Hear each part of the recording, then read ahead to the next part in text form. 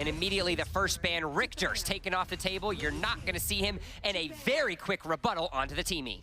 Both powerful characters, neither the most powerful. Still on the cards, Florentino, Elsu, Sephra. Those three have been the core of bans. And if they're going to start coming through, PrideStark should have started it there. Instead, they get rid of a Yebeneth. I'm looking at the basics here from Dino Riders. Last week, they missed a ban. I like the speed. I like the speed on the side of Dino Riders. Don't miss anything, and they will be missing the ban on those OP characters I talked about. Last second. Get it through. Come on. You have to actually press the button. You have to actually press. You can't let it go to zero. zero. My goodness. These are not like picks. It doesn't just pick who you're hovering over. You have to press the button to ban the character. Do you remember when I told you that some things don't change? You have ludicrousy in Latin America, and you have the forgetting of a ban and the monstrosity that Dino Riders bring to the table in some instances. Now they're not going to forget to select it, and Elsu is taken off. But Spaghettio Florentino. Because they missed that ban, they literally cannot ban both Elsu and Florentino. They choose to get rid of the Elsu, but that's let Florentino through. That is actually disastrous. It's imperative for the second team to ban out all the overpowered characters because the first team doesn't have to. If the first team doesn't ban them out, then they get them. I would actually have much rather they just stalled out that ban. Yeah, then at least they'd have the Elsu. Just leave. Just don't ban it all. No bans. No, no bans for anyone. Make it look like a strategy. Okay. Reset, they bring in the Grak, they bring in the Omen. That'll give them a lot of lockdown power and, crucially, take away that Omen, that Grak. They both work well with the Florentino. They'll also get Dive, it looks like, with this Tulin being hovered. Opposing them, it'll be a Raz going through, which isn't great in KZ Fox's hands, and the Annette as well. The Grak has been floated as an idea to go against ADCs, but I don't even know if PrideStark need it because they already have the Florentino to dominate. Talanis and Tulin are locked in now for Dino Riders, which means the last two picks are left available for PrideStark Empire. They're waiting a couple seconds. It isn't the immediate rebuttal. They're already happy considering they have the Florentino at the first pick, and now with 5 seconds left remaining, it looks like to be a Lindis hover and a lock-in. The times are locked. Okay. They have to pick Wonder Woman and Lindis. This indecision here from PrideStark is because, I believe, of the Tulin. They were not expecting CLZ to play an aggressive mage. He has played backline mages this entire time going back to last season. So PrideStark, they were thrown off by that. We get a Murad. Yeah, that's outside of both the hero pool Rocker traditionally plays and the hero pool he's played this season. He's borderline mandated that his team, it looks like from the pick ban, he's borderline mandated that his team grab Nakra for him. Now they're away from that. He is still playing a melee, but it's a different one. It is very different, and not only that, not that Rocker has ever had any troubles playing high mechanically skilled individual or high skilled heroes, but we've seen him struggle on melee junglers over the last couple weeks. It is something we have to consider, especially now that you take a look at Zane and see what he's going to have in that powerful Lindis.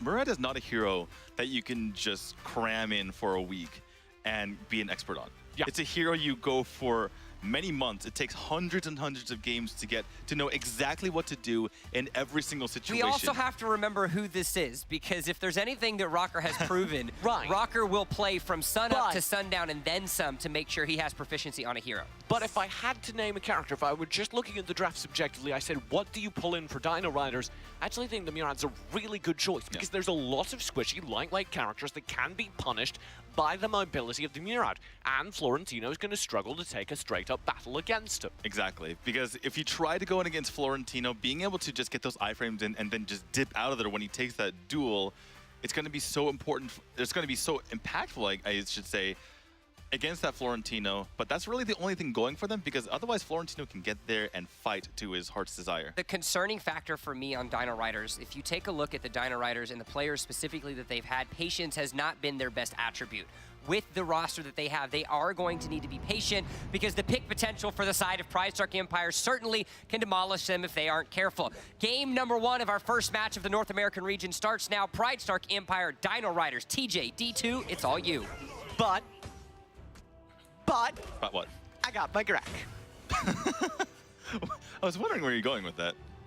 Chosen on the Grak actually does give me a lot of hope because... Who's he picking though? Who's he Are you kidding me? Let's talk about squishy backline characters with TJ and D2. You got the Lindis, you got the Annette. That's right, that's 2. Then you got the Florentino as well. You catch him in a World Devour, he's dead. That's massive. don't think that Casey Fox or Zane are going to get caught, and if Beginnings gets caught, she has the tools to get out of there. You just don't believe in Grak. Wait, that's just true. Well, I'll always be a Grak fan so long as the character is played, and Chosen definitely is one of the better players who consistently manages to follow him out. This is the first time in a while I've seen it in competitive game in North America. We've seen it from Mugen Dynasty, but we didn't have the confidence from them to pull it off. Here we have Chosen, a support expert. Just color me skeptical still. It's all right. Some people are skeptical that the Earth is round, and they're wrong. Okay, TJ. Hawaii will go in, challenging Beginnings in the mid lane. Temporal Turbulence does get popped, but he's in a lot of trouble. The wind cups go wide. Zane grabs the kill, and Chosen just stands there and watches. Chosen is heartbroken. Gazing on. We know that is not a disconnect, guys. Viewers at home. Chosen is very emotional, and seeing that go down, I'm pretty sure that's not a disconnect. He is just very, very upset right now. He watched his best friend die. Yeah, it wouldn't make anyone upset. But Hawaii's back. Yep. Returned to life. It's a miracle. Nice. Oh, and there's a good pull. Beginnings in a lot of trouble. The follow-through is there. Oh, that's two. Welcome back, Hawaii. The tables are turned. Abyssal Dragon will be picked up. Zane did get it over to PrideStark. Now he has to play back, though, because their jungle's in trouble. Oh, my goodness. CLZ could go over this, but Zane smartly pulls it away. Chosen, he's just playing possum. He's just like, I feel upset, but I can still hook with the best of him. The sadness gives him his power. He's like me. It only makes him stronger. Oh my goodness. Oh my goodness gracious. Oh, nearly grabs the Sage buff away. I think Beginnings was trying to block that hook, but nearly thread the needle there. Tobias will actually get stunned up. This gets very dangerous. There's the gust force. Beginnings gets the kill. Tobias is down. Tobias? That was an ult flicker in. And Hawaii's in trouble as well as KO dives in. The Florentino already doing work. And it's a second kill by Zane against his counterpart in the jungle. He'll rip away some of the golems as well. Is TJ? I'm color me confused. I need some help here. What shade of purple is that? Okay, just strange decision making all around. I need to get my bearings under me. What is happening in this game? KO's flickering underneath the tower. Yeah. Chasing Tobias back while Zane powers in for some wave clear. He just wants to copy Tobias, who flickered under PrideStark's tower and promptly died. Yeah. KO doesn't die. Chosen playing back to watch the jungle will keep the tower safe. I'm glad we got back to the basics. Can we get back to the wholesome AOV that PrideStark has shown us in the past, please? Well, or Dino Riders is just too good of a movie villain to make it not happen. Dino Riders are weird enough that you need to, like, play weird as well. You need to match their insanity? Yeah. If Dino Riders are going to win games by doing the weirdest things, in order to understand them, you have to become them. Yeah. Beast in trouble. That's good from PrideStark. Great Hurricane Wall from Beginnings.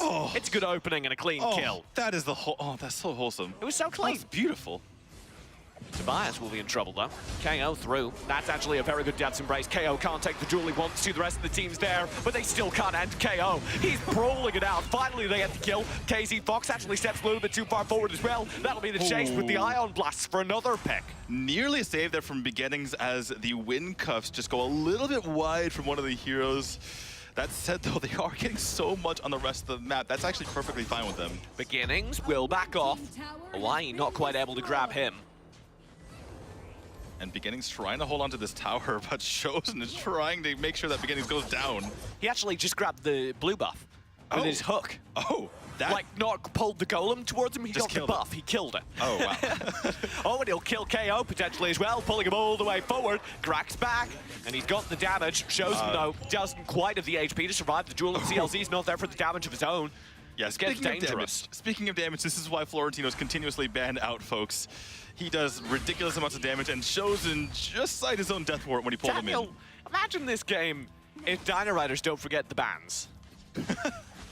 It might be a little bit different. Yeah, rough. PrideStark will start invading into the enemy jungle, and they've got the timing down. This is actually super clean again. Just as the Sage buff spawns, they've got the invade, and they'll steal it away. Yeah, Zane had his blue buff stolen, so he's like, I'm going to take yours if that's okay with you.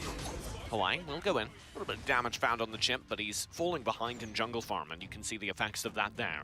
It feels like once PrideStark starts getting a hold on Hawaii's rotations and the fact that he's continuing to just go for the temporal turbulence every single time, they can start to play around that and really just nullify him. Yeah, and that's certainly what we're seeing whenever the brawls start. Thunderbird on the beginnings will poke him low, but he's got the HP. The Thunderbird does do a percentage damage of the remaining HP that you have, so the lower you are, the more damage he will do, which is why it's such a good finishing effect. And nearly took a big hit there. Hawaii, though, knocked out. Zane will go down in trade, but Raz here on the chase. This is going to be a positive duel if they get CLZ as well, which they do. Tobias in the middle of all that will fall. PrideStark looking for more. Beast is doing a lot with his Eagle Eye, but he just can't find the kills. Ra bails. That's devastating. That was 2 Devil's Chains on Raw in one sequence there, and somehow he doesn't go down. What in the world, TJ? Yeah. Yeah. Yep. 2 Devil's Chains. This is 7 minutes in. Tower's going down. Amidst all of this insanity, you look at the kill score, it's very even, but gold and everything else is going to PrideStark. Daniel, the term you're looking for is insanity. I was wondering where you're going with that. Zane is 4-1-4 currently, leading the team in damage, absolutely dominating on that backline role. Yeah, he absolutely is. Just doing so much damage from the Lindis, doing more and getting in the backline than Hawaii actually is. Another Abyssal Dragon over to Zane as he continues to clean house. PrideStark cleaning wave as well. This is looking like a good, clean game for them. Oh, look at that Clavis Sancte picked up here for Zane. He's going to be doing even more damage. He's going to be going into the Omni Arms after this as well. Actually, Hawaii might be a little bit too far forward because KO's already cut off his support. That shows beginnings with the Hurricane Wall. Actually found them another. Hawaii went down, and this is a devastating result. Dino Riders need to play back. Look at that damage. Look at the damage. You're absolutely right, Daniel. Zane is doing so much. Tobias brawls in the front line. That'll be nothing. What? You're insane. What is that? He just looks at him. Did he just walk up behind Tower and grab 2 kills? He just looked at him. He's like, "You're dead." You just gave him the death stare, and CLZ was gone, eliminated from the face of the earth. Oh my goodness. KO will back up. Oh, Tower doesn't fall, but Dino Rider's spirit certainly has. we've been talking about the Florentina, but I guess there's a good reason that the European region. No! I'm gonna cry. What do you do? I'm gonna cry. How do you answer that? There's a good reason I was He's about to level say. 15, Daniel. Look at these massive numbers. I love He's level 15. It's the 10-minute mark, and Zane is level 15. that. I just want to say that that is the most satisfying thing when you go to the lane and all the numbers are massive. Yeah.